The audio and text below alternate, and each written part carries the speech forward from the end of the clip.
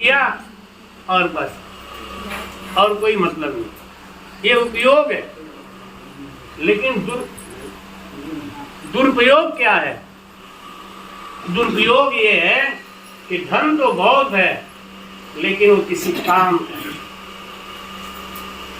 वो किसी के उपकार में नहीं खर्च होता, वो किसी के परोपकार में नहीं खर्च होता। महाराज कहते हैं ना, अगर धन है तो क्या करो, दीजे तो अन्न दान पूरे, लीजे तो हरि नाम, गजिए तो पर ताक कूड़े, करिए तो पर काज, भजो तो राम भजी जोरे, हरि बिन गुर तजी जोरे, भजो तो राम भजी जोरे, हरि बिन गुर तजी जोरे, भजो तो राम भजी जोरे।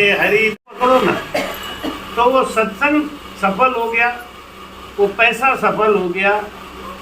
और अगर आपके पल्ले 9 बात भी नहीं पड़ी तो किसी काम का, हम तो कहते हैं वो सत्संग भी बेकार ही। तुम्हारा का समझाते हैं कि सुन जो सब साची कहूँ, मोह सतगुरु की आन, केवल बिन सुख राम कहे, सब ही झूठ बखान। बोलो राम। श्वासों श्वास भजन के अलावा जितना भी काम है, जितनी भी रिद्धि सिद्धि है, वो सब केवल फल देके खत्म हो जाएंगी। साथ जाने वाला कोई फल देगा। आपने रिद्धि सिद्धि हासिल कर ली, खूब धन आएगा, संभालने में ही परेशान हो। तो कहीं कहीं ट्रक के पीछे लिखा होता है कि भगवान करे तुम्हारे बच्चे जिए, उसके नीचे लिखा होता है बड़ा हो गया तेरा खून पिए। ये आशीर्वाद दे रहा है कि शराब दे रहा है?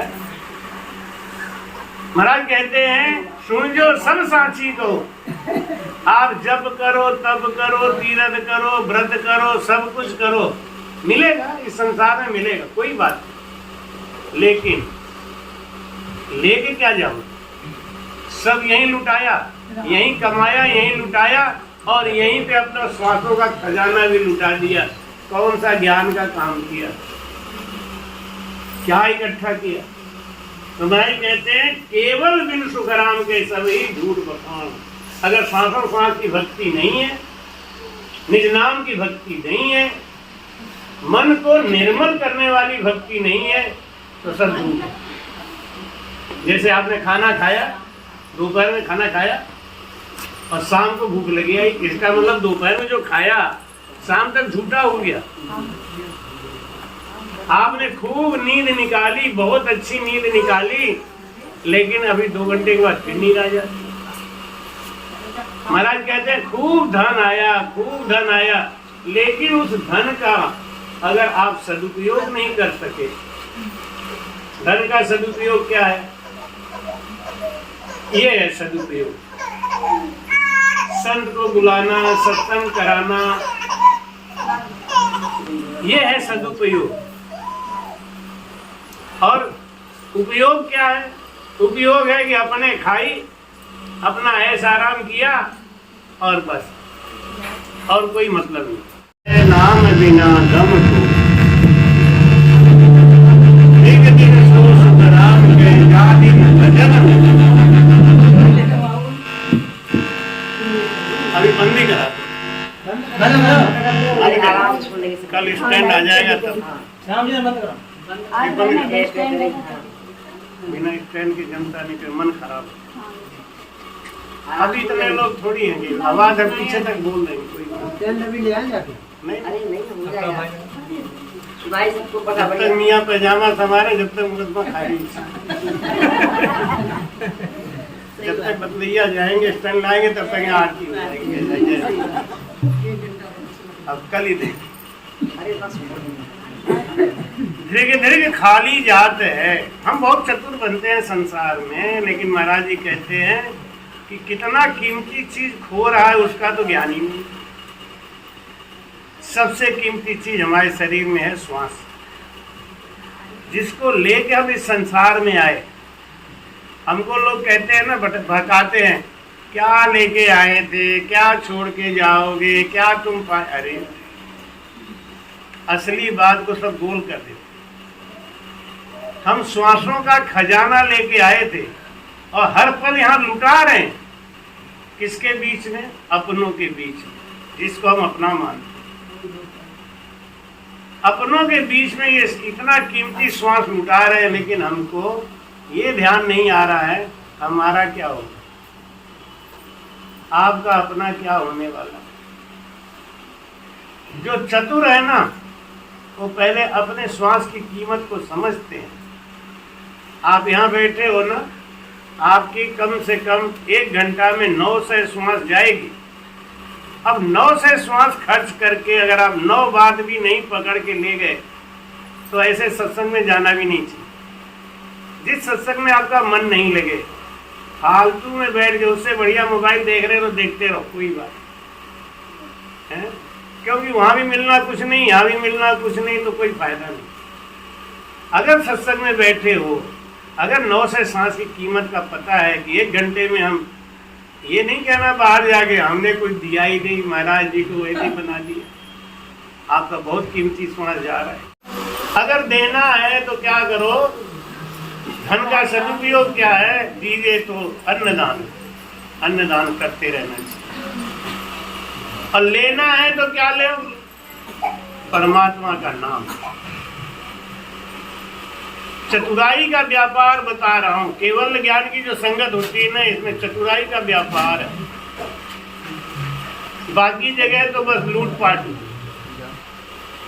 दीजिए तो अन्नदान। एक बार राजा भोज के मन में आया, मैं राजा कैसे बन गया भाई, ऐसा कौन सा काम किया कि मैं राजा बन गया।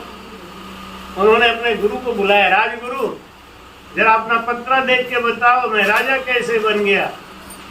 उन्होंने कहा महाराज ये हम तो नहीं बता सकते, हमारे नगर में एक सत्संगी बाई रहती है, उनको पूछते। उन्होंने जाके कहा कि मेरे राजा साहब एक प्रश्न पूछ रहे हैं कि हम राजा कैसे बन गए, कौन सा ऐसा काम किया पिछले जन्म में हम राजा बन गए। उसने कहा कि मेरे गुरुजी आए हुए हैं और पंचअग्नि तापते हैं हमेशा, पंचअग्नि ताप रहे। गर्मी के दिन में जमीन लाल है, जमीन पे ऐसे ही बैठे, चारों तरफ कंडा जला के और बीच में बैठे अपने आराम से, और दुनिया उनको खूब धन दे रही, खूब धन दे रही। तपस्वी है, उनसे पूछेंगे हमारे गुरु महाराज। वहां लेके गई, उन्होंने कहा कि गुरु महाराज ये हमारे राजा साहब हैं, एक प्रश्न पूछ रहे हैं कि क्या। इनका पूछना ये है कि ये राजा कैसे बन गए। तो हंस के बोले जिस कारण से मैं तपस्वी बन गया। जिस कारण से वो भंगिन है ना, वो नाली साफ कर रही है, मैला सर पे रख के ले जा रही है। ये क्या मतलब है, एक जन्म में आप राजा साहब, आप और हम और ये लड़की, हम दोनों भाई बहन। एक बार अकाल पड़ गया, मेरी माँ ने 4-5 दिन हम लोगों को भूखा रखा, भोजन की व्यवस्था नहीं। तो कहीं से थोड़ा बहुत अन्न वगैरह ला के उन्होंने व्यवस्था करी, और कोई पूरी पराठा बना रही, और हम लोग भूखे बैठे थे ना, तो सब लोग इंतजार कर रहे थे कब पराठा तैयार हो, कब हम खाएं। कि उसी समय पे एक चंडाल आ गया। उसने आके कहा कि माई मैं बहुत भूखा हूँ, मेरे पेट में आग लगी है भाई, तो कब हम खाएं। कि उसी समय पे एक चंडाल आ गया। उसने आके कहा कि माई मैं बहुत भूखा हूँ, मेरे पेट में आग लगी है भाई, मुझे कुछ खिला दे। मुझे गुस्सा आ गया, अच्छा तेरे पेट में झूठ की आग लगी, हमारा हिस्सा खाने आया। तो मैंने लकड़ी निकाली चूल्हे में से और ले जाके उसके पेट में ले तेरे पेट में झूठ मूठ की आग नहीं लगी, सचमुच की लगा ले। अब उसको जब जलन हुआ तो चिल्लाने लगा, रोने लगा। तुमको दया आ गई, तुमने अपने हिस्से का पराठा ले जाके उसको खिलाया, उसका वस्त्र बदल के अपना वस्त्र दे दिया, पानी पिलाया, उसकी सेवा करी, तो उसको आपने वस्त्र दान किया था ना, आपने अन्न दान किया था ना, इसलिए आपको अन्नदान और वस्त्र का कोई कमी नहीं। मैंने अग्नि दान किया ना, देखो अब बाबा हो गए, तापो चाहे कैसे भी तापो। अब मैं भी भाग रहा हूँ ना चारों तरफ, मुझे क्या आराम अच्छा नहीं लगता। दुनिया घबरा रही है महाराज, तकलीफ में हो, मत जाओ मत जाओ, मेरे बस में आएगा, मेरे बस में।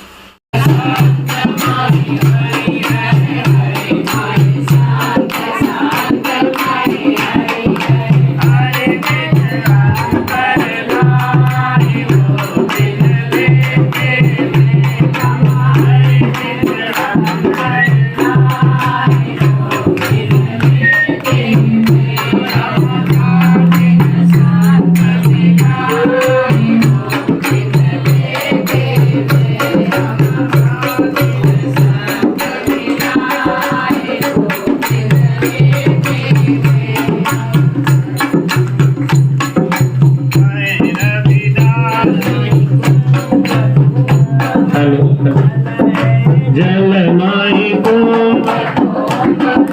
जल है, जल बिच तरंग समाए जल बिच तरंग समाए राम जा दिन शांत मिलाए वो दिन लेके राम जा दिन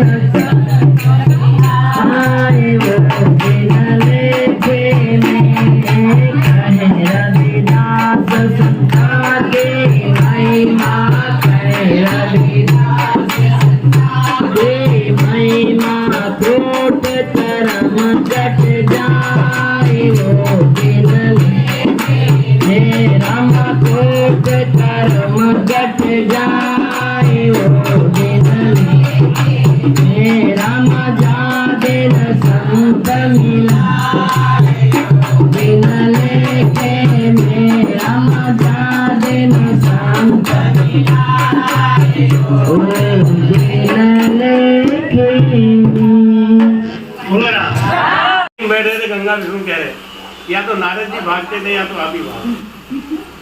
हमने कहा मैं अपने मन से नहीं भाग रहा हूँ भाई, भगाया जा रहा है?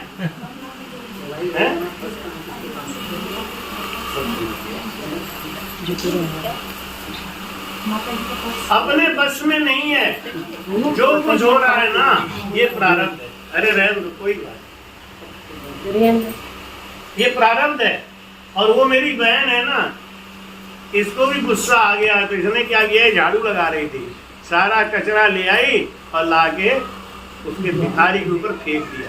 ले मर तू, यादे पराठा खाने तुम्हारे तजिए तो पर दूसरों को दुख देना छोड़ो। छोड़ना है तो क्या करो, दूसरों को दुख देना छोड़ो।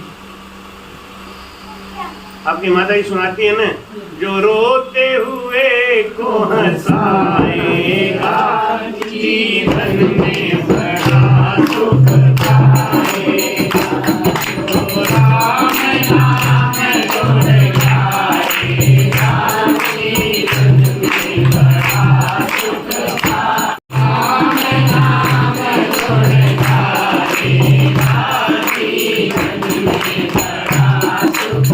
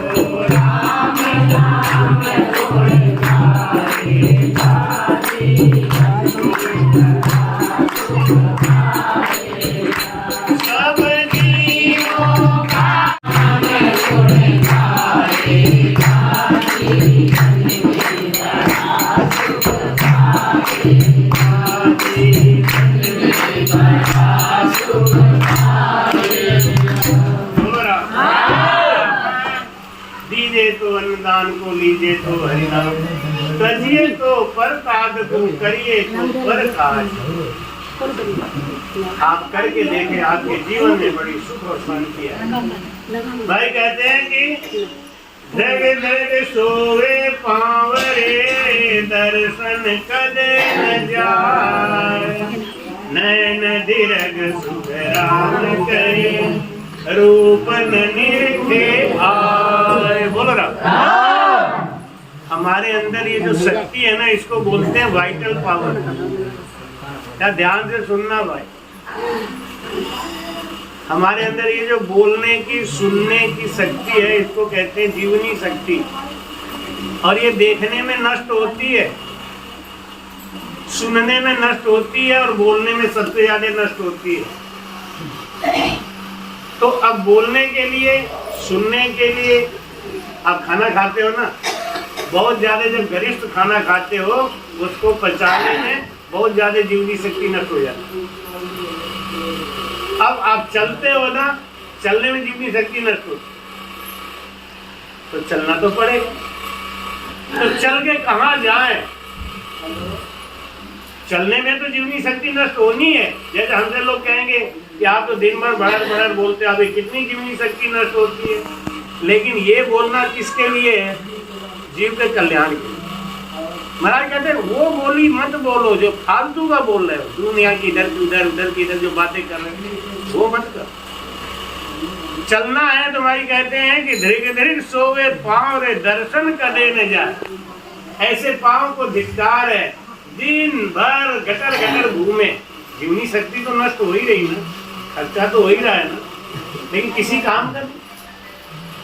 अच्छा, आप यहाँ नहीं बैठे होते तो घर में भी कुछ ना कुछ कर ही रहे होते, टीवी देख रहे होते, लोगों से बातें कर रहे होते, नहीं तो बाजार घूम रहे होते। जीवनी शक्ति तो नष्ट हो ही रही है, यहाँ भी नष्ट हो रही है। लेकिन यहाँ की जीवनी शक्ति जो नष्ट हो रही है वो फायदे की है। तो ये भोजन नहीं करोगे तो आपका स्वास्थ्य सही नहीं रहेगा। लेकिन भोजन ऐसा करो जिसमें जीवनी शक्ति कम नष्ट हो, कम खर्चा हो। तो महाराज कहते हैं करो, हर काम करो, लेकिन समझ के करो। नैन धीरज सुख राम के, रूप न निरखे कोई। ये देखने में भी जीवनी शक्ति नष्ट होती। अगर हम इतना नहीं करते ना, तो पता नहीं कितने साल जिंदा रहते, कितने स्वस्थ रहते। ये बकर बकर बकर बकर बोलना, दुनिया भर का टेंशन करना, झगड़ा करना, आना जाना, सब में जीवनी शक्ति नष्ट हो रही है। अब क्या नहीं करोगे? करना तो पड़ेगा। लेकिन अब चलो, जैसे मोटरसाइकिल में जा रहे, पेट्रोल तो खर्चा हो ही रहा है। अब एक खाली अनायास घुमा रहे, बाजार का चक्कर मार रहे, और एक महाराज जी को लेके आए। दोनों में की कमाई में अंतर है। तो भाई कहते हैं रूप देखना जरूरी है। आँख का भोग है। आँख का भोग क्या है? देखना। कान का भोग क्या है? और मुंह का भोग क्या है? ये तो होगा। और इसी के द्वारा हमारी जीवनी शक्ति नष्ट होती है। और जीवनी शक्ति हमारी शक्ति है। जिसने इसको बचा लिया वो जीत लिया। पहले लोग खाना कैसा खाते थे? एकदम मोटा, तो बिना पचाए पच जाता था। अब आजकल तो अगर मोटा आटा पिसा के ले आए ना, तो घर में ही झगड़ा हो जाएगा। हाँ, बीवी कहेगी इसीलिए हमारी शादी तुमसे नहीं हुई होती तो हम खुश रहे। क्यों भैया, क्या हुआ? अब तुम्हें गेहूं पिसाने का भी शऊर नहीं। ये मोटा मोटा आटा पिसा के ले। अब नीम का आटा मंगाया जाता, बदल गया, बदल दे। चिकना वाला, हाँ बदल गया। जितना चिकना आटा उतना ही आप भी मार। लेकिन अब खाना तो है ही है, तो खाना भी है। तो महाराज कहते हैं कैसा खाओ। धृग धृग गुरु हाथ राम राम, धृग हाथ गुरु टहल बिन, धृग कान में होए, हरि चर्चा सुख राम के, चिलकर सुने न को। बोल रहा सत्संग में जाके भी हमारा चित्त कहीं और घूम, हमारा मन कहीं और घूम। सोचते हो ना, सोचने में ही जीवनी शक्ति नष्ट होती है। अब ऐसे कर दिए ना, इसमें भी जीवनी शक्ति गई। इसलिए बहुत होशियारी करो। हम खर्चा क्यों करें, वही बात है, करो जरूर करो। एक दिन हमने बोल दिया ये बैंड बजवाते हो तुम लोग ना 25-30 हजार रुपया फालतू के दे दो। 25,000 रुपया कमाने में कितना साल लगेगा? कर्जा लेके बैंड बजवा दिया, तुम्हारी बैंड खुद ही बज गई। आधे घंटे में बैंड वाला 25,000 गिरवा लेता है। अगर उसके लिए ढोलक बजवा लो तो अभी बड़ा अच्छा लगा, विनय ने शंख बजा दिया किसमें, मोबाइल पे, बढ़िया लगा। अब ये ठीक मामला है। अब फूकने में साफ खर्च होगा है? अब वहां लगा के हमारे पास बैठ के हंस रहे हैं, ये शंख कौन बजा रहा है? ये मामला ठीक है। चतुर कौन है? चतुर वही है जो अपने वाइटल पावर को बचा ले, अपनी जीवनी शक्ति को बचा ले। खर्च तो करना ही पड़ेगा, तो खर्च कहाँ करें? जहाँ बहुत जरूरी है। अब पैर से चल के अगर जाना है तो सत्संग में जाना है। आज बड़ा खुशी हो रही, देखो जल्लापुर की पूरी पार्टी आ गई भाई। जल्लापुर ये आ गए, बड़ा माँ, इतने दूर दूर से लोग आ गए।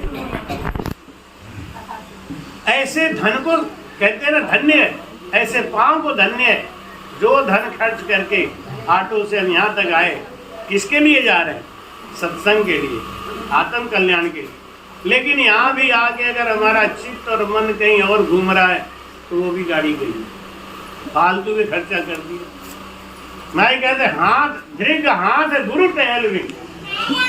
जिस हाथ से कभी गुरु का टहल नहीं हुआ, गुरु की सेवा नहीं हुई, तो किसकी सेवा हुई? संसार की। कुछ लोग कहते हैं ना कि अरे जब गुरुजी की सेवा करें तो इससे बढ़िया अपने पति की नहीं कर ले। अब पति और गुरु बराबर क्यों कर रहे हो? पति की सेवा तो आपको 24 घंटा करना है, गुरु की सेवा 24 घंटा नहीं। पति की सेवा में एक जिम्मेदारी है, पति आपका ध्यान भी रखता है, खाने को देता है, कपड़ा ला के देता है, उस सेवा में स्वार्थ है। गुरु की सेवा में कोई स्वार्थ नहीं। कहते हैं माता पिता की सेवा कर्ज है, फर्ज नहीं है। बेटा बेटी की सेवा फर्ज है। अब उसका भेद जो समझ जाएगा वो संसार में सुखी है, जो इस भेद को नहीं समझा वही दुखी। इतना क्यों किया मैंने अपने भाई के लिए, इतना किया बाप के लिए, इतना किया। वो बुढ़ापे में बैठ कर रोते हैं, अरे काय को रो रहे? किया तो किया, कर दिया तो भूल जाओ। तो पहली बात तो किया ही क्यों? किया तो था शान में ना, उस समय आपका रेपुटेशन फंसा हुआ।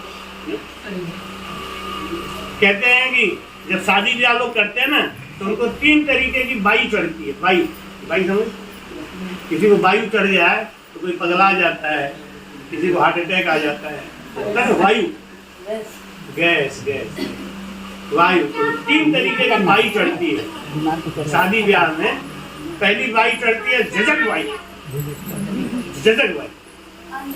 हाँ, तो ध्यान से सुन लेना, किसी शादी होने वाली है मैं बता देता हूँ, बाद में ये वो वाले करेगा। तो पहली होती है झटक बाई। कोई आगे भाई शादी है, ये वाला करो, ये वाला करो, ये नहीं ये करो। अब उन्हें कहा तो खाली सलाह देते रहेंगे और तुम झटक बाई चढ़ी हुई है, मिला है 15 लाख रुपया दहेज का, तो झटक बाई चढ़ी हुई है झटक बाई। और जब शादी जब होने लग जाती है, जब बैंड वाला अपना ले गया, टेंट वाला अपना ले गया, वो अपना ले गया, तो चढ़ टक भाई टक उनको टक भाई चढ़ गई, पैसा खर्च हुआ जा रहा है। वो तो झटक भाई चढ़ गई, सब कुछ कर लिया, अब उनको चढ़ी टक भाई, टकटकी लगा के। गुरु जी की बात मान गए होते तो बड़ा अच्छा। हाँ एक सही एक भाई जी आई हमसे, बोली महाराज 20,000 रुपया उधार दे दो। क्यों क्या हुआ? मैं शादी करने जा रही हूँ, 20,000 की कमी पड़ रही है। हमने देख भाई सही बात बता, मेरे पास पैसे वैसे नहीं रहते, ईमानदारी के पास पैसे वैसे नहीं रहते, ईमानदारी की बात। लेकिन तुम्हें मैं 20,000 बचाने का जुगाड़ बता सकता हूँ। 20,000 तो मेरी बात मान ले, बच जाएगा अभी। बता दो महाराज कि ये ऑर्केस्ट्रा किया है, ऑर्केस्ट्रा तो कितने का? कि 12,000 का। हमने अटेंड किया है, फिर वो कितने का? कि वो भी 12,000 का। दोनों जोड़ दे कितना हो गया? 24,000। और तेरी शादी 5 जुलाई को है, 5 जुलाई को बरसात होती है, ये दोनों तो कैंसिल कर। कोई तुमसे कुछ नहीं कहेगा, कोई बोले तो हमारा नाम लेना, महाराज जी ने मना किया कि बरसात हो जाएगी तब टेंट बेकार हो जाएगा, और टेंट बेकार हो गया तो ऑर्केस्ट्रा बेकार हुआ। 24,000 बच जाएंगे, पूरा जीवन ऐश करे। तो शादी होने के आएगी ना, तब भी खुशी से रसगुल्ला खाएगी तो अच्छा लगेगा, नहीं तेरे ऊपर कर्जा का जो रसगुल्ला चढ़ा रहेगा ना, वो अच्छा नहीं लगेगा। उन्होंने अपने जाके बेटे को बताया तो बेटा बोला ऐसे थोड़ी होता है, महाराज जी कहा जाने सामाजिक व्यवहार हम तो करेंगे। हमने फोन से पूछा बेटा इंतजाम हुआ? नहीं महाराज जी दूसरे तरह से कर्जा ले लिया है, अब कर ही रहे, कर ले। 3 जुलाई से बरसात शुरू हुई और 7 जुलाई तक इतनी धुआंधार बारिश हुई कि ना तो उनका ऑर्केस्ट्रा खुला और ना उनका टेंट लगा, और 24,000 उनको लेके चले। तो उनको लग गई टक भाई।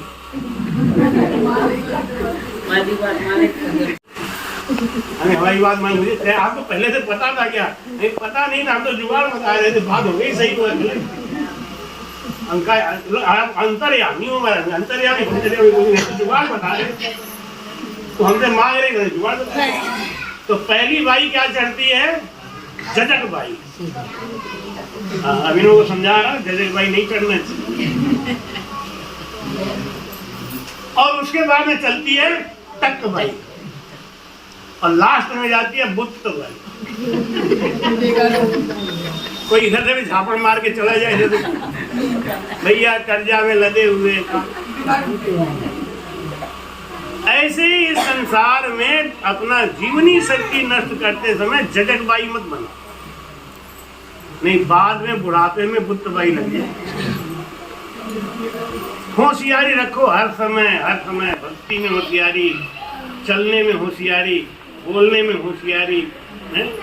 तो भाई कहते हैं कि धृग हाथ गुरु टहल बिना धृग कान वे हो, हरि चर्चा सुख राम के चित कर सुने न को। ध्यान लगा के जो महाराज का ज्ञान चर्चा नहीं सुनता, पता नहीं कब कौन सी बात एक निकल जाएगी, बस काम।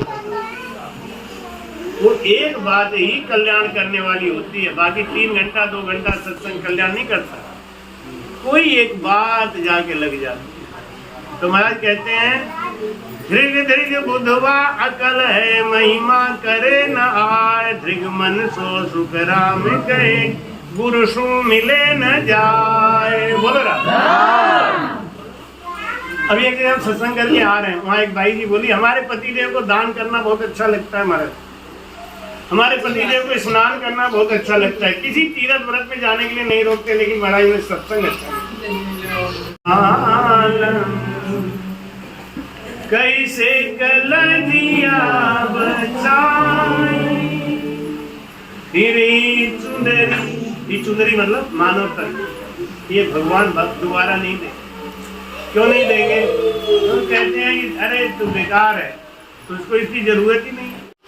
हमने कहा तो ये सब बाकी क्यों अच्छा लगता है, जब सत्संग ही अच्छा नहीं लगता। तुम्हारी कहते हैं धृग मन सो सुख राम के, गुरु सु मिले न जाए। गुरु तो बना लिया, लेकिन गुरु से हमारा मन नहीं मिल रहा है, ऐसे मन को दिक्कत। ऐसा मन किसी काम किससे मिल रहा है? समधि से मिल रहा है, दमाद से मिल रहा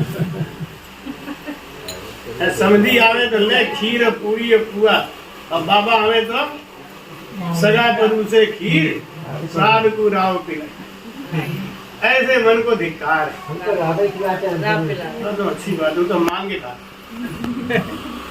तो भाई कहते हैं कि धृग जी भगवा मुख रसना जा की नाम रटे नहीं कोई। ऐसी मुखड़ा को धिक्कार है जिसके मुख में जीव एकदम चुप मुंह बंद करके बैठे। आप सत्संग में भी बैठे हो तो राम राम करो, बस में चल रहे हो तो राम राम करो, रास्ते में चल रहे हो तो राम राम करो। भाई कहते हैं उस जीव को कौन सा काम है, लेकिन इस जीव को लगी है बीमारी। और हमारे ऋषि की मम्मी गाना गाती हैं कि रोग लगा इस जिव्या को तेरी मेरी करने की, इस जिव्या से सुमिरन कर ले जन्म सफल हो। तो महाराज कहते हैं धृग जीव व मुख रसना जाकी, जिसके मुख में जीव है लेकिन वो राम राम नहीं करता। गरुड़ पुराण में एक कथा आती है, गरुड़ जी महाराज विष्णु जी के पास जाके पूछते हैं कि हे प्रभु, नर्तन पाके भी ये जीव नरक में क्यों जाता है? नरक है ना, ये 84 लाख योनि की सबसे बुरी योनि है, और उससे बचने का और उसमें जाने का ये मानव तन ही एक साधन है। भाई कहते हैं ना तुलसीदास जी के साधन धाम मोक्ष का द्वारा, और पाई न जे परलोक सुधारा। ऐसे तन को पाके भी जिसने अपना परलोक नहीं सुधारा, उससे बड़ा निकृष्ट संसार में कोई आदमी, उसको भगवान फिर दोबारा ये तन देते नहीं है। फिरी चुनरी न देहन बालम, कैसे कलजिया बचाई। फिरी चुनरी, ये चुनरी मतलब मानव तन, ये भगवान भक्त दोबारा नहीं दे। क्यों नहीं देंगे? आपने किसी से कर्जा लिया और कहा 2% ब्याज पे ले रहा हूँ और 2 महीने के बाद दे दूंगा। 2 साल तक ना तो तुमने ब्याज दिया और ना ही उनका पैसा दिया और ना ही इन्हें कोई राम राम करी, तब उसके बाद कभी जाओगे लेने तो फिर दे दे।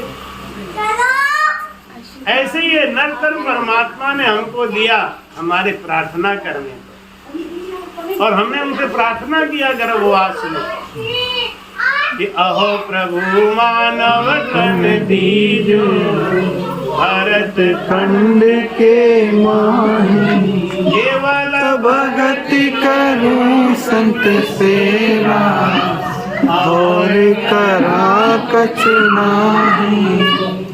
बोलो राम। भाई कहते हैं ऐसे मन को भी धिक्कार है जो मन परमात्मा के सुमिरन में नहीं लगता। राम जी राम राम। धृग जीव मुख रसना जाकी, नाम रते नहीं कोई। ऐसा जीव को बेकार है जो रसना से राम राम नहीं करता। महाराज समझाते हैं कि राम धृग धृग वापुर पल नाव विसारे को, धृग दाड़ो सुख राम कहे हरिजन मिले न को। जिसको कभी संत से मिलना नहीं होता, जो कभी संत के पास नहीं जाता, महाराज कहते हैं उसके जीवन को दिखा। कहते हैं खाना पीना सोना ये सब तो पशु योनि में भी होता है। भोजन निद्रा भोग भय ये नर पशु समान, नरन ज्ञान ते अधिकता ज्ञान बिना पशु। बेटा बेटी पैदा कर लेना, उनको पाल लेना, ये तो हर योनि में हो जाएगा, लेकिन भजन हर योनि में नहीं, सद्गुरु हर योनि में नहीं है। भाई कहते हैं मात पिता सुत गोत कुटुंब, जोड़े जोड़ संग होई मेरा, जोड़े जोड़ संग होई मीने खाए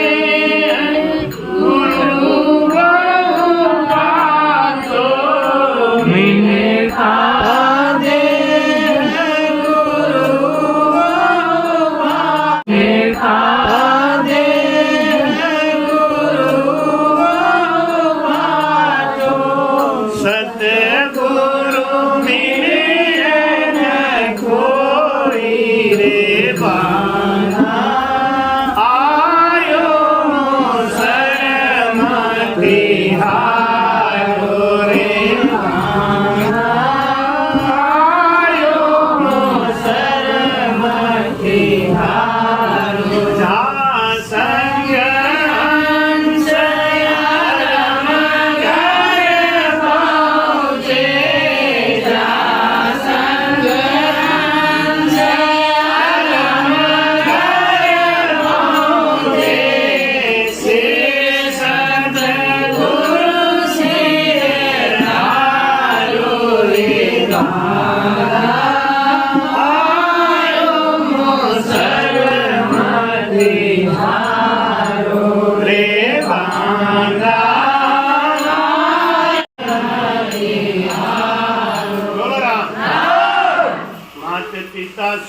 होत कुटुंब अजूण जूण संग हो।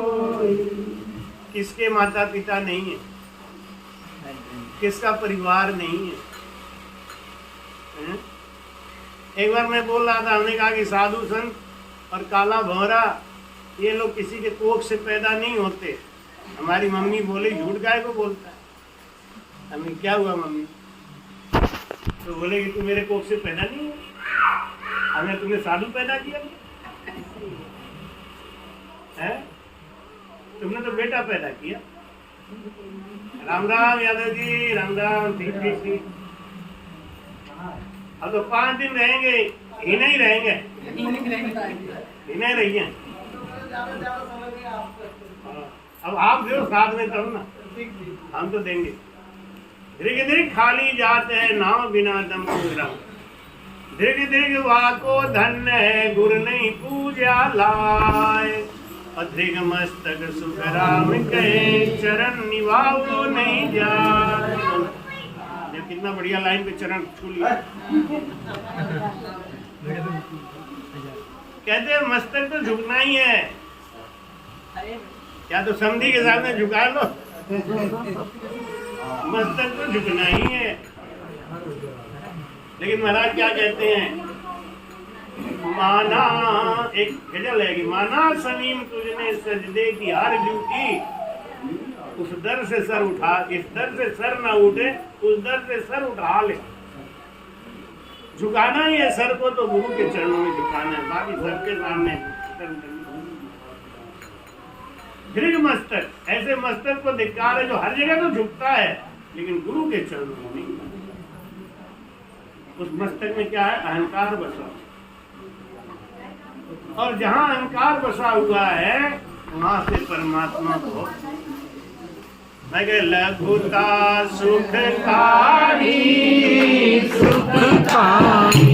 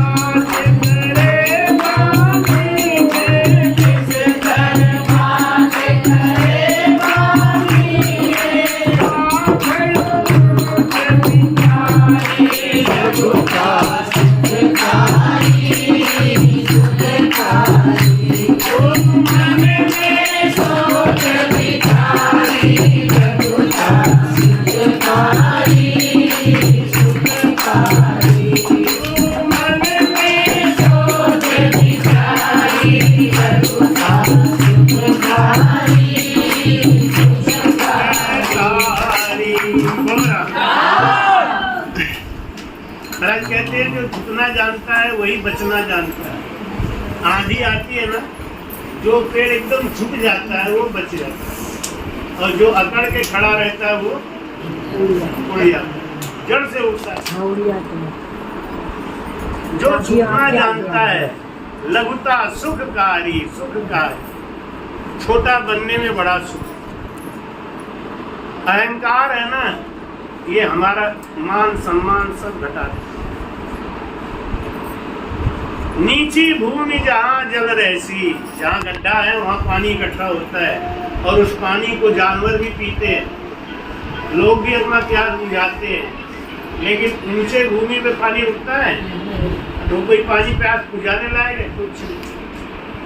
ऐसे कुछ लोगों के पास धन तो होता बहुत है, लेकिन भाव नहीं।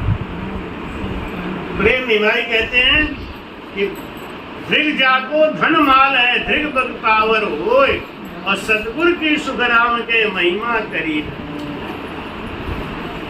गुरु जी का एक सत्संग कराना है, पट बजट जोड़ने बैठ गए। आने में इतना खर्चा, जाने में इतना खर्चा, इतने में ये खर्चा।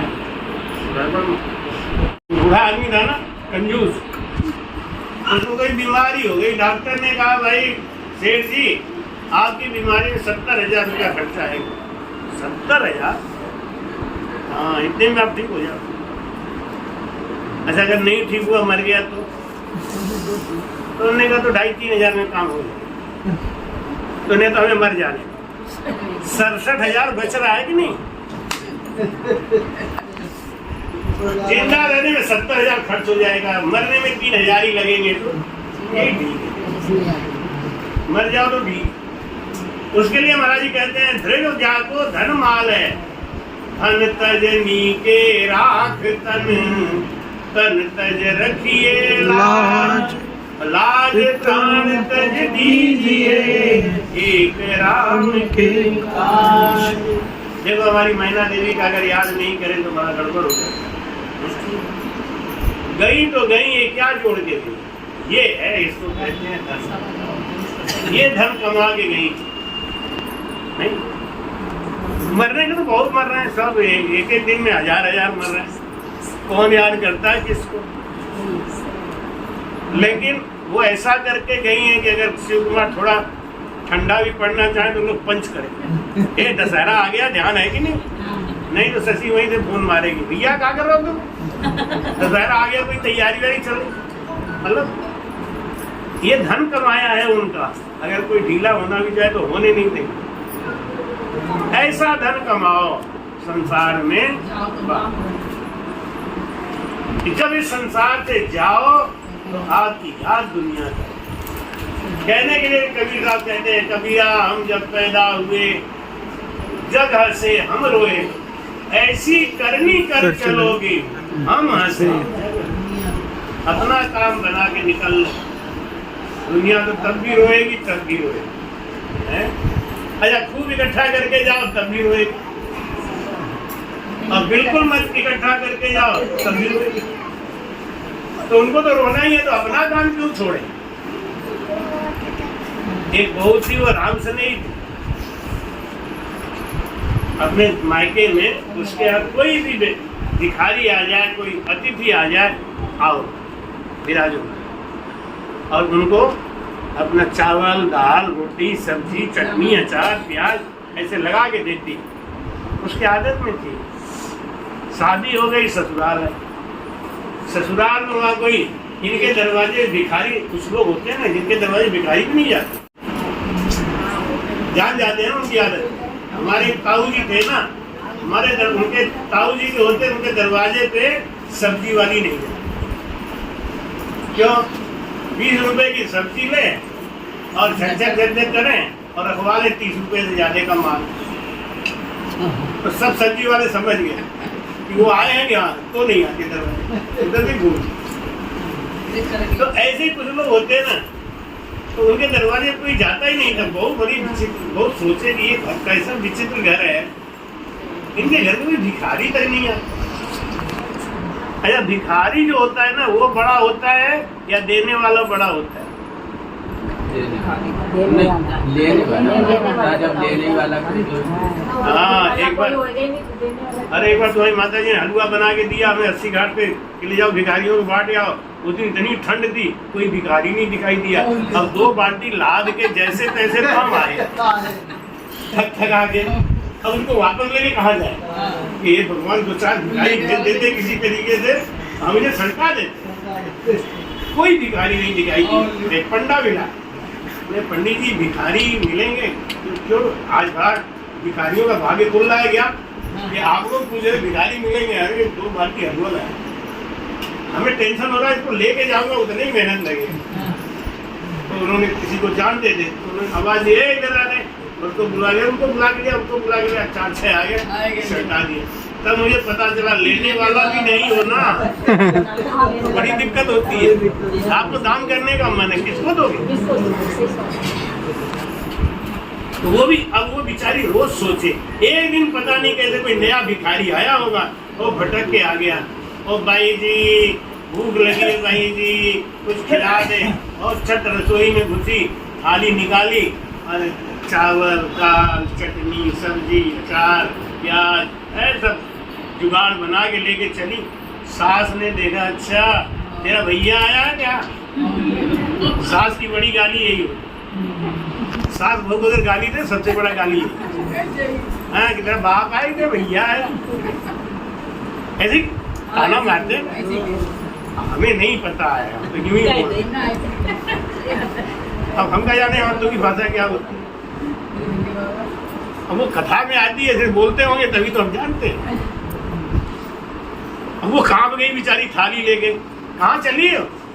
माता जी वो भिखारी है। हाँ भिखारी आया है, तेरा भाई नहीं आया, भिखारी आया। रख थाली धर। माता जी इनको खिला दे। हाँ खिला, भिखारी आया है, तेरा भाई नहीं आया, भिखारी आया। रख थाली धर। माता जी इनको खिला दे। हाँ खिला दे, खिला दे। खिलाना है ना तो घर में और कोई चावल दाल रखा ले जाके डाल दे थोड़ा।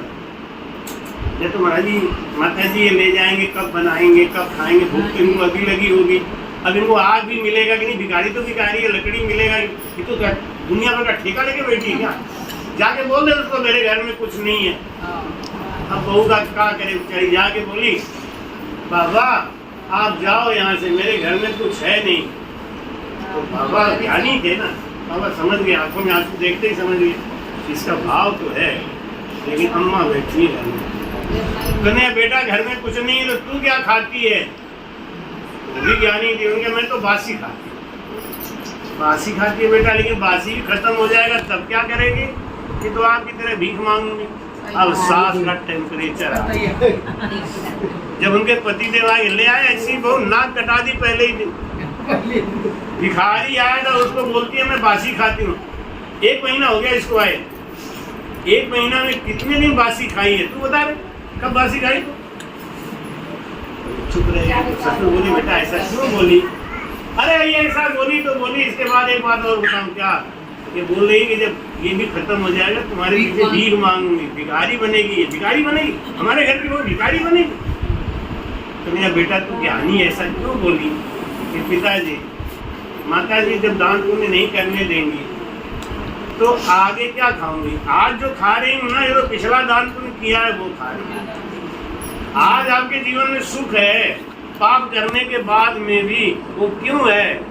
पिछला प्रारब्ध। और खूब हम पुण्य कर रहे हैं, खूब धर्मात्मा है, सब कुछ कर रहे हैं, लेकिन दुख पे दुख आ रहा है, वो क्यों है? आना तो बहुत बड़ा बड़ा दुख था, लेकिन वो सब टल टल के छोटे। अब कल ही हम आ रहे थे ना, और टेम्पू वाला लेके आ रहा था, और टेम्पू का आगे का हिस्सा टूट गया आराम से, और तुम्हारी माता जी का ये हाथ लगा उसमें हैंडल पे, और मैं गिरते गिरते बचा। लेकिन क्यों तुम्हारी माता जी को यहाँ पे हल्का सा हड्डी में चोट लगा, अगर वो ये सरक जाता तो क्या होता? किसी के बस का तो था नहीं ना। जो सजा हो सूली का तो सूल पे टल जाए। सत्संग करके आ रहे थे, कितना बड़ा धर्म पुण्य का काम करके आ रहे थे, कैसे टूटता? तो लगा, झटका लगा, लेकिन यहाँ की जगह अगर यहाँ लग गया होता तो ये निकल जो पूरा आगे का हिस्सा ही बैठ गया धड़ाम से। अरे नहीं क्या हुआ? प्रारब्ध हमारी रक्षा करता है। आज का पुण्य आपका रक्षा करता है। तो कभी कभी देखते हैं बहुत दान कर रहे हैं, बहुत पुण्य कर रहे हैं, बहुत शुभ काम कर रहे हैं, फिर भी दुख आ रहा है। कारण क्या है? प्रारब्ध। और आना बहुत तेजी से था लेकिन बहुत कमजोर हो गया। क्यों? तो प्रारब्ध। इसको आज हम सुधार रहे। तो उन्होंने कहा कि अच्छा बेटा चलो ये बात तो ठीक है, लेकिन तुमने ये क्यों कहा कि हम भिखारी बन के तुम्हारे पीछे घूमेंगे? कि पिताजी दान पुण्य तो कर नहीं रहे, अब प्रारब्ध तो कोई नया बन ही नहीं रहा है ना। आज करेंगे तभी तो कल मिलेगा। अब आज आपने करना बंद करा दिया, अब तो कुछ होगा नहीं। एक दिन ऐसा आएगा कि जो ये राजपाट और सुख साहिबी है ना, ये भी खत्म हो जाएगा, तब भिखारी बनना ही पड़ेगा। उनके ससुर ने कहा बेटा तू बहुत ज्ञानी है, अब आज मैं ले आके एक बोरा आटा रख देता हूँ, खूब बनाओ खूब खिला। वो गया बाजार में जाके बोला भैया गेहूं देना एक बोरा। देखा ये तो 2600 रुपये क्विंटल है। 2600? पागल हो गए होगा, अपने खाने के लिए थोड़ी मांग रहा। अच्छा दान दोगे आप? तो ये 1600 वाला ले लो। अरे तुम एकदम पगला गए हो, 1600 वाला तो मेहमान खिलाना है क्या? तो महाराज आप ही बताओ कितने कुंटल वाला दूं? एकदम नीचे, जिसके नीचे कुछ हो ही नहीं। तो महाराज उसमें कंकड़ बेजर सरसों सब मिलवा है, कहीं कहीं गेहूं भी है। जैसे कोई सड़क होता है ना, इस सड़क में गड्ढा होता है और कहीं कहीं सड़क में ही गड्ढा होता है और कहीं कहीं गड्ढे में सड़क होता है। अब गड्ढा ही गड्ढा मिल रहा है, सड़क कहाँ खोजे? कहीं पर सड़क होती है। तो उन्होंने कहा ऐसा गेहूं दूं, खोजने से एक आध मिलेगा। अरे क्या बस तुम समझदार, वही दे दें। 1 कुंटल गेहूं लिया, पिसा के ला के बोरा रख दिया। बहू बेटा आज के बाद खूब बना के खिला। बहू ने पहले दिन ससुर को ही खिला के अब जैसे ही रोटी उन्होंने खाई, थू मैंने कहा पापा क्या हुआ? ये क्या बना के रख दिया?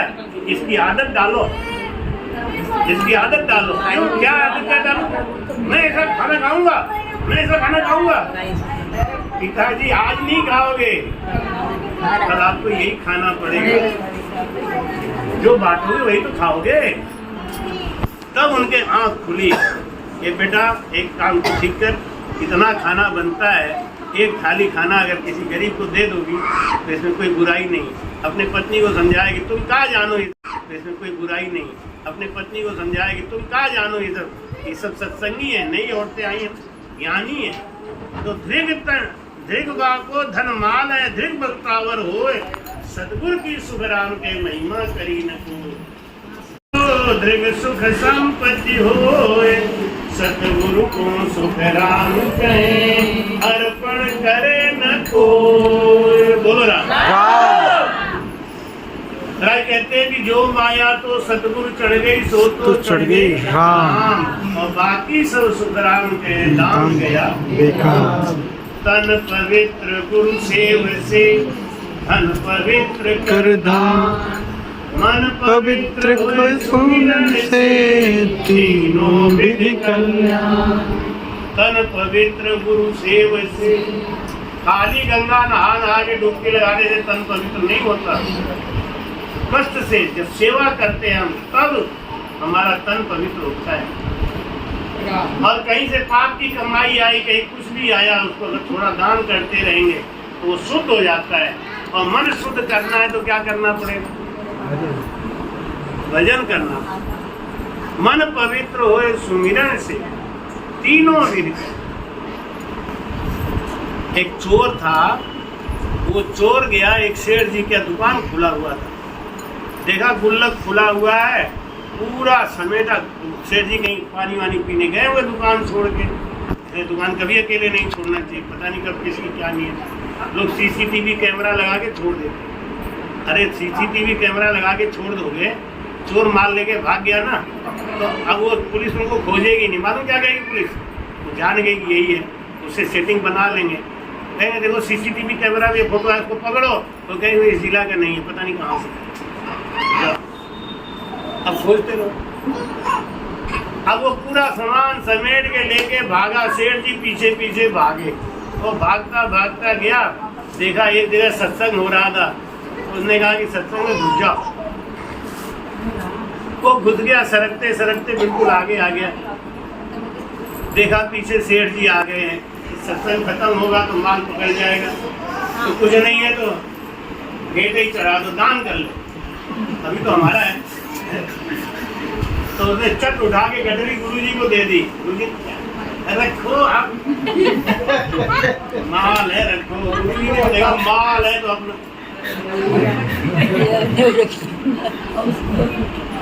एक बार कसरत में आश्रम में हम सत्संग कर रहे थे, तो राजेश्वरी है नहीं वो, अब जंगल में हम रह रहे और स्वामी जी को बल्ला के 50,000 का गड्डी रख दिया। हमने तुरंत उनके रखते देने में सरकाते देर भी नहीं हुई, बाद में मैंने उसको रखते देने में सरकाते देर भी नहीं हुई, बाद में मैंने उसको बहुत डांटा। हमने कहा आपको जिंदा रखना चाहती है, जंगल में रह रहा हूँ, ना गेट ना दरवाजा, और सबके सामने दिखा रही है आधी रात में मर डालेंगे तो गड्डी आई कहाँ है।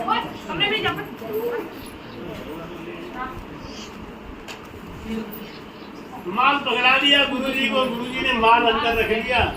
जब सत्संग खत्म हो गया तो सेठ जी बोले राजा साहब आप सत्संग तो करा रहे हो, बहुत बढ़िया, सही बात है, लेकिन आपके सत्संग में चोर भी बैठे।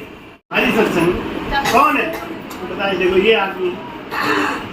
हाँ उसके पहले क्या हुआ, पानी के चक्कर में गुरुजी बोलते बोलते बोल गए कि जिस दिन गुरु मिलते हैं उस दिन हमारा दूसरा जन्म होता है।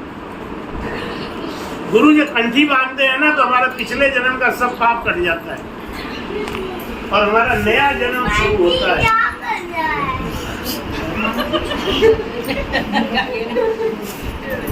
दूसरा जन्म शुरू होता है। उन्होंने कहा कि गुरुजी आप हमको कंठी बांध दो। गुरुजी ने कहा सत्संग के बाद बांधे। नहीं अभी बांधे, अभी बांधे। गुरुजी ने कहा भाई एक जीव का कल्याण हो रहा है, पर उठाया कंठी बांध के उनको छोड़ दिया। जब राजा से उन्होंने कहा कि देखो ये चोर है, इसने गठरी इसके पास है।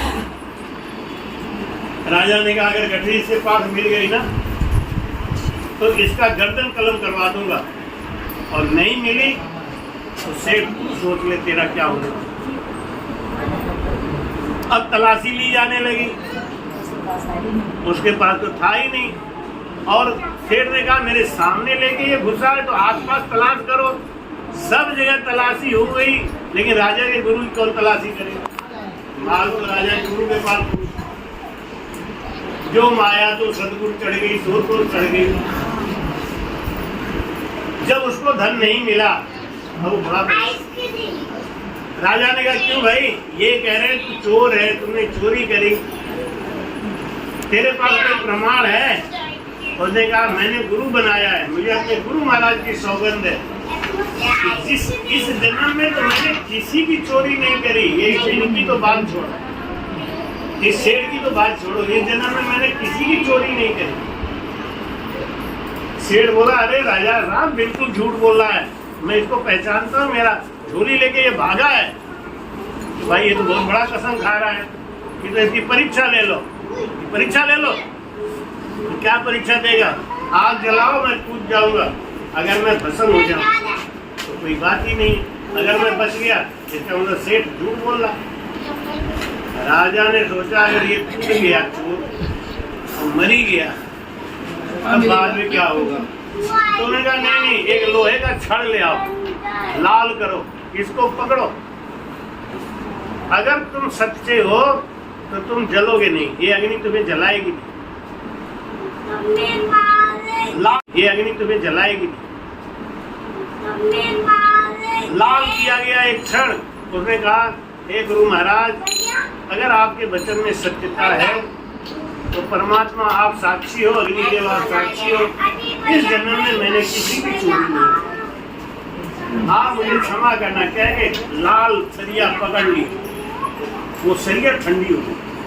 अब राजा ने लटे तो मारे तो सेठ को डंडा, अब सेठ की पिटाई होने लगी तो अब वो दया आ गई ना उसके अंदर, रामसदेही बन गया, प्रेम आ गया, दया आ गई।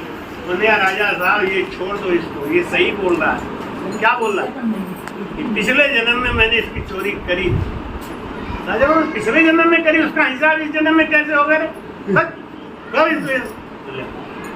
महाराज कहते हैं धृग तन मन माल सो धृग सुख संपत्ति होए, सतगुरु को सुख राम के हर हरि आहू और न गिनो आहू। नहीं, जब भी भोजन सामने आए हाथ में जल लेके चारों तरफ घेर के और हे सतगुरु सुखराम जी महाराज, ये अन्न मेरे शरीर में जा रहा है, इसको औषधि बना देना।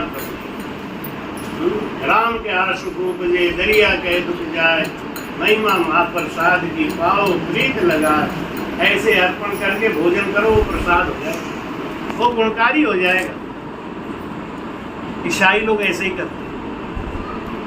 ईसाई लोगों को देखा होगा, उनके सामने भोजन आए, नाश्ता आए, कुछ भी आए तो पहले वो विनती यही करते हैं, ये अन्न देव महाराज मैं आपको स्वीकार करने जा रहा हूँ, आप शरीर में जाके अमृत बन जाना, औषधि का काम करना। यहाँ तो गुस्से में लाल, टेंशन में लाल और ठूसा ठूस लगे, सारा गुस्सा रोटी पे उतार दिया। रोज 3 खाते थे, आज 8 खा गए गुस्से, हमें पता ही नहीं चला कितना खा गए। अगर पकड़ तू औषधि बनेगी क्या, तो बीमारी बनेगी। तो भाई कहते हैं कि धृगदाता धृग सूरवा हरि गुर सामाना, जग कीमत सुख राम कहे, मन नहीं पकड़ियो जाए। बोलो राम। जिस भक्ति से मन नहीं पकड़ा जा सके वो भक्ति नहीं करना, उस भक्ति को करना ही नहीं चाहिए। भक्ति कौन सी करो जिसमें हमारा मन पकड़ा जाए, और मन पकड़ा जाएगा सांसों से। कैसे पकड़ा जाएगा? कितना सांस ऊपर गया, कितना सांस नीचे आया, इसमें मन लगा। धीरे धीरे मन हमारा अंतर्मुखी हो जाएगा। अभी हमारी सुरती, हमारा चित्त, हमारा मन सब बहिर्मुखी है, बाहर है। उसको अंतर्मुखी करना है। अंतर्मुखी करते ही सुख आ जाएगा। अंतर्मुखी होगा भजन करने से, इसलिए भजन में खूब मन लगाओ। आज से ये अपने गंगा दशहरा का सत्संग 5 दिन वाला शुरू हो गया है। 31 तारीख को इसका उत्सव होगा और जो भी अपना चुनपुन होगा वो सब करेंगे। आज से प्रारंभ है, रोज 2 से 4 सत्संग, 2 से 4 ठीक है ना? इस समय भाई छुट्टी भी है, ये बहुत बढ़िया। हम 1 साल नहीं रुके तो मोना बड़ी शिकायत करती, आप यहाँ रुकते नहीं हो, रुकते नहीं हो। तो 1 साल हमने रुक के देखा तो मोना ही गए, हमने रुक के देखा तो मोना ही गए।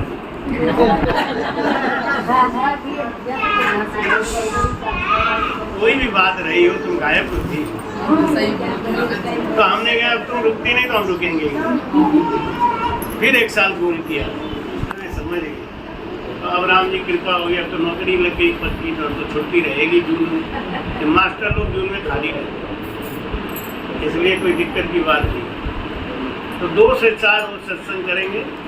बीच बीच में हमारा कार्यक्रम है बाहर का, दिन में कहीं का, तो वो तो लगा ही रहेगा। कल बदलैया में प्याऊ लगेगा, तो सुबह में 9 से 11 सत्संग होगा, प्याऊ लगाएंगे और वापस आएंगे। वैसे बीच में कार्यक्रम है, तो सुबह के टाइम कार्यक्रम रहेगा। यहाँ से नाश्ता पानी करके गुरु महिमा ब्रह्मस्तुति करके तभी जाएंगे। टेंशन वाली बात आप बंद करते भाई।